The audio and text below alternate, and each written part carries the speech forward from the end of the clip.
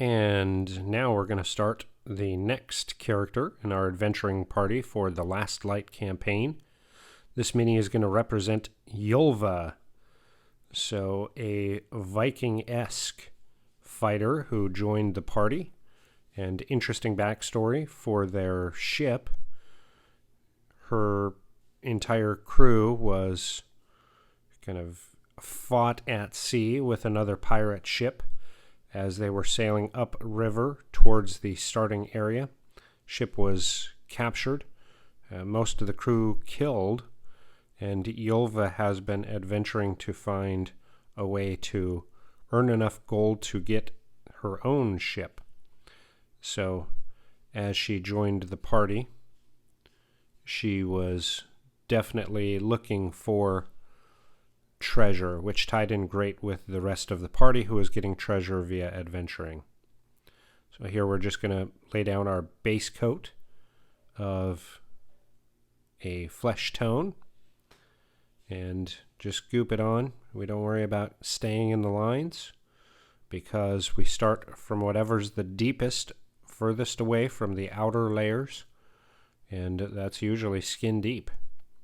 So gloop that on. Anything we do that's messy over that will get painted over. So Yulva, actually, if you note, we haven't talked much about Yulva in other videos, connections with other players or anything, because Yulva, unfortunately, did not remain with the party very long. Yulva was the first player character to have died in this campaign. So Yulva, who has died in game, the player had to switch to their backup character, Ulrich the Goblin. However, I had already started the miniature for Yulva. You can see the player's favorite color of blue in the base, and I've already had it primed and set up and ready to go, so the player will still receive this miniature for their shelf. Now, maybe they'll have it mounted in a little resin heart or something, I couldn't say. They're welcome to use it in a different game. They're welcome to still use it for their character in the game. However, the player is also a miniature painter and has already painted a fantastic Ulrich the Goblin. So you'll see we're going to do the boots. I'm going to actually do this one kind of different from how I normally would, because I'm also going to do some of the other leather, like the belt and some of the pouches, just because the way I'm going to paint the chain armor is going to be a little bit different. So we'll focus on some leather bits here, still allowing that face a chance to dry. We want to paint something away from that face so that it has a full chance to dry nice and solid. And then we'll also paint some other items that are away from the boots, away from the face, and just kind of mix it up. This one is going to be a little different from the ones that we've painted before, just because of some of the armor elements, the way I'm going to be painting some of those elements. So focusing still on leather, we'll do the gauntlets, and then additionally we'll do the belt. But because we don't have all day, we're going to speed this up and get through this video without taking up too much of your time. Now, because I play a lot of more gritty campaigns, a lot of the colors that I use, you've seen them throughout the various videos we've been posting, have been pretty kind of mundane colors. I haven't done anything that's like way over the top or anything like that. However, I do have a couple of campaigns where it's a lot more whimsical and fun, and at some point I'll post a video with some of those types of miniatures that I love to paint with brighter and bolder colors, and a lot more going on with the miniature and the colors. Just this campaign is all designed to be a little more gritty and a little more mundane, even though it's still high fantasy, high magic. There's a huge trading center in the kind of focus area of the campaign with lots of different markets and different types of characters and races and classes and everything. It's a huge trade hub. The general paint schemes that I do are still pretty gritty and realistic almost. So not as fantastical as some of the other characters that I paint for some of the other games that I run. So here we're just continuing on painting by putting a wash over top. And this is just going to drive some of those shadows in the eye sockets and around the mouth and nose a little deeper. I'm going to set it on its back so that it dries that way. And we actually did have it sit for a little bit and dry, but I cut it out, edited it out. And now we're going to start incorporating some more of the blue in the pants. Of course, I always try to incorporate colors that the players have as their favorite colors into the miniature. And the pants, these should come out looking almost like blue jeans. And so a very similar technique to what you've seen before. This allows that face to just make sure that we've got a real good dry on that wash that we did. But it also is able to put right against the boots, and so we've got more of the miniature completed. Now with this one here, you'll see a few different techniques, and again, the video doesn't really do it justice because I speed up areas of it, but for this one here, this was about 50 minutes, I guess, while I was painting these areas. So doing the tunic and trying to do a different shade of blue. So this tunic is actually kind of a more like true blue, where the trousers are more of a deeper or cerulean blue. And I want to have different hues of blue in the miniature. So on and off, you'll be able to see the different colors of blue. And that should really lend itself well to having different material feels. And again, just tying into the leather. Browns are actually red based. So there is a bit of contrast and a good differentiation between the blues and the browns. So it works out pretty well. The next challenge will be when we do the armor, making sure that we have good breaks between the armor and the blues. Because there are pauldrons on this figure and a chain shirt, we want to make sure that the blues we put in, we don't highlight all the way up into the metal. So you'll see the highlights kind of avoid those areas, and we'll highlight further away from the armor and leave it's almost like black lining, which is a different technique. I don't use black lining a whole lot. I try to use the paint's deepest shadow color in place of that black lining. And some people are all for black lining, some people just are not. I'm one of those who I'm not. So unless it's more of like an anime or a, one of those whimsical paint jobs, I don't do black lining. So I just let the deepest shadow color of the paints I'm using do that point of differentiation. That helps your eyes see the colors a little bit better. And sometimes it's hard, especially when you're doing like grays against blue. The armor is going to be a little more challenging. You'll have to really look at the miniature. Otherwise, it's just going to look like a continuous color or a blob of color.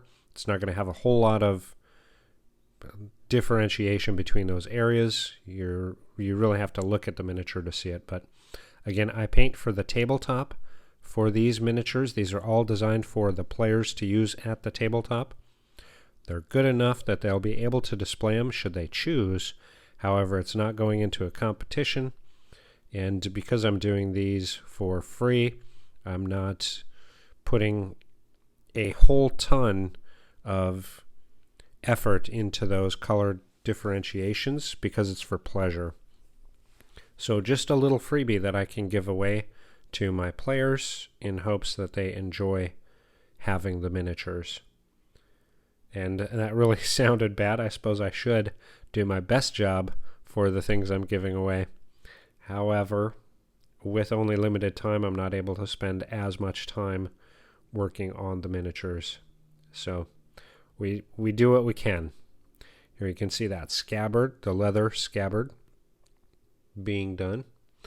And this here is just washes, again, to sink the shadows into the leather. I want this to look kind of worn and faded. They're not brand new, gauntlets and boots and scabbard and everything. Yulva has, because Yulva started at a higher level than level 1, there have actually been some adventures she's been on to get to the starting area. So I don't want everything to look shiny brand new. I want it to look kind of worn and beaten and put through the ringer. So washes really help with that because it dulls the color out and gives it that kind of worn look, especially if you're using different color washes. I'm using what's called a muddy brown. So it looks almost like caked mud, I guess is the best way to put it.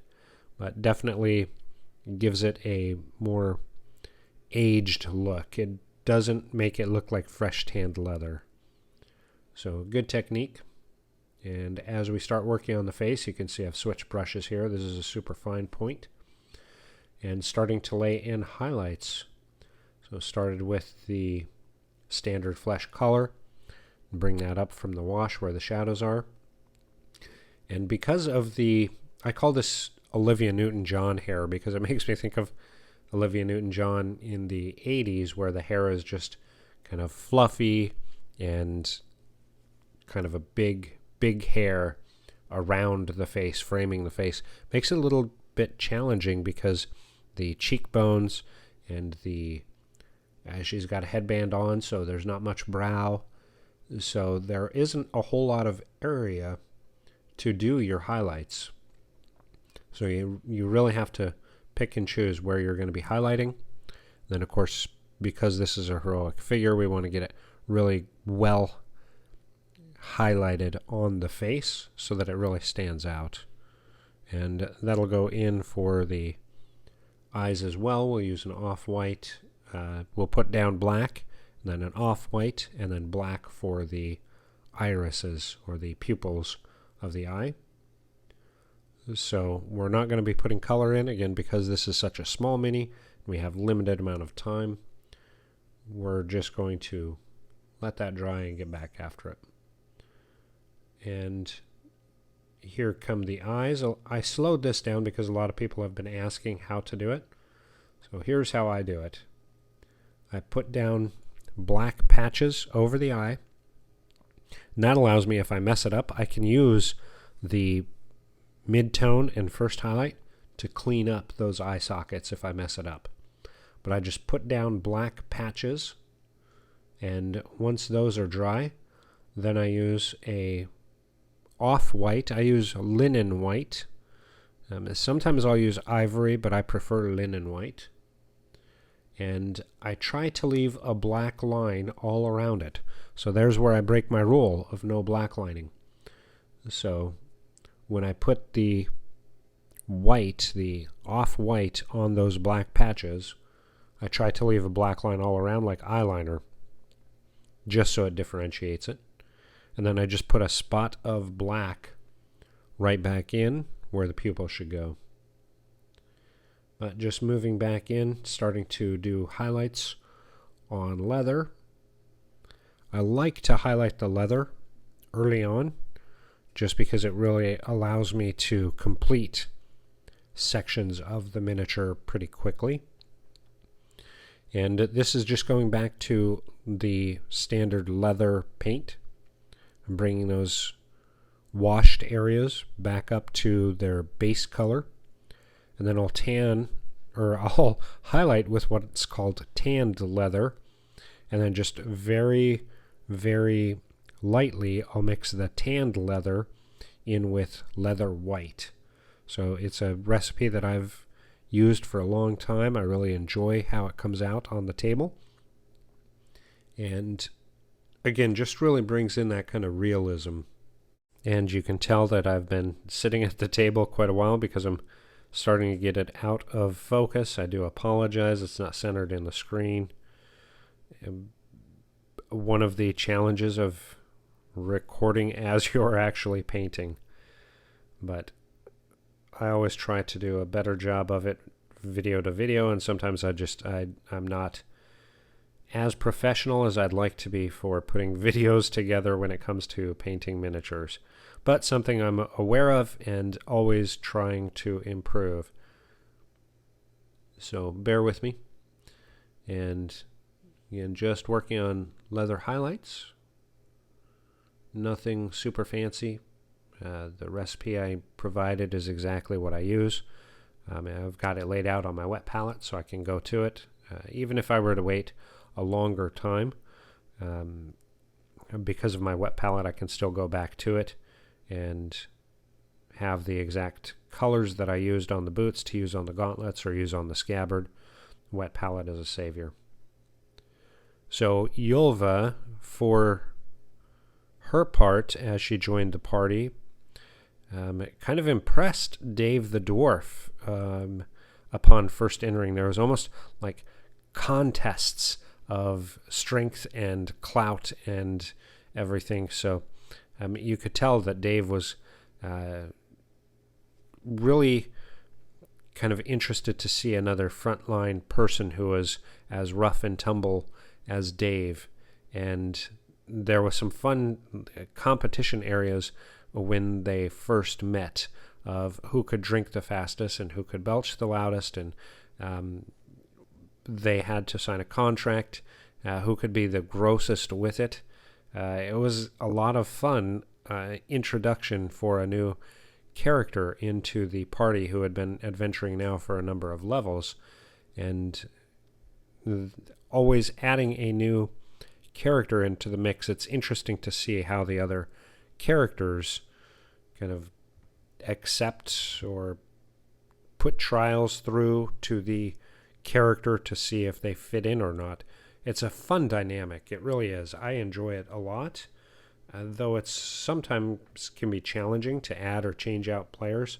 Sometimes you have to, just based on life. But it was a good session where Yulva joined the party. And here you can see, as we're working on some eyeballs, just continuing to highlight that face, keep everything going up, and really want to have a real positive. Here's where the off-white is going in. You can see I tried to leave the black lines around, and this one is a challenge because of the hair and the sword. There's so many things that make it challenging, but there is how I do eyes. So I put the black patch down, and then inside that black patch I put white or off-white. Don't use regular white. That makes it look too funky. And then I just pop in a pupil, and I try to think about how I am going to have the pupil. I want them to look the same exact way. So I drop in that pupil and have to match it on the other side. Oftentimes you hear people say that is the hardest thing to do, to get them to look the same direction, because it's super easy to get your miniatures looking different directions out of each eye.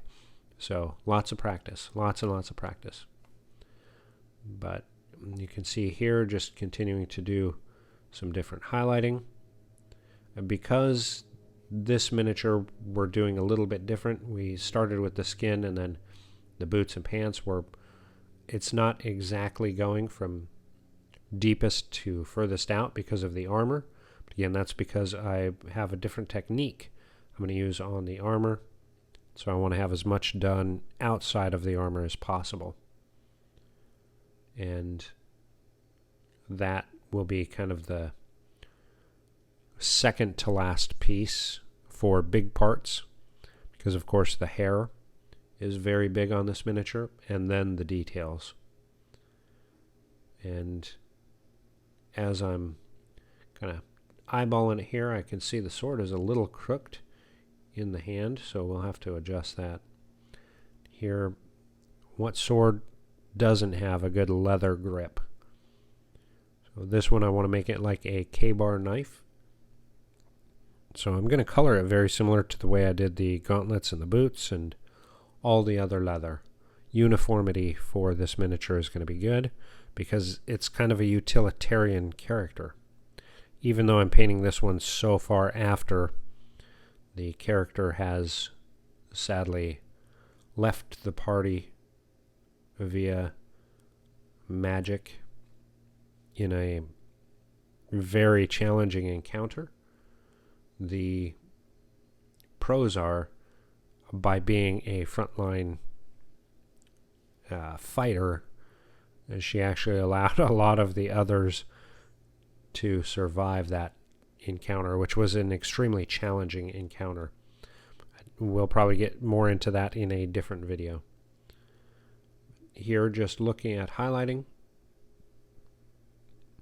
trying to make sure that we keep all the highlights going in the same direction, same light source from above, and really just making sure that we do a good service to the highlight consistency on the leather, on the pants, on the tunic, on the face. We want to have everything very uniform. And as we look at the highlighting on things like the pants and the tunic, the little bits of sleeves that you see between the armor and the gauntlets, and because these are different blues, I'm going to highlight with different colors. And one of the most challenging things to do is work with two colors in two different hues or tones at the same time. So making sure that I've got them separated on my wet palette is going to be key. That way I have two very different blues on the miniature when it's done. So again, these pants, I want them to look like jeans. So I'm going from the deep blue into a very bright sky blue. And the tunic will go from a cerulean blue into bright blue. So there won't be as much highlight on the tunic as on the pants. But with that kind of vibe, I definitely want the two different blues to be very distinct from each other. Even though they're not super close, I want, when it's completed, to really be able to tell that there are two different blues. And you can see here as we kind of do a quick look and see how everything's going, it's looking good. We'll pick it up next time. Hope you enjoyed.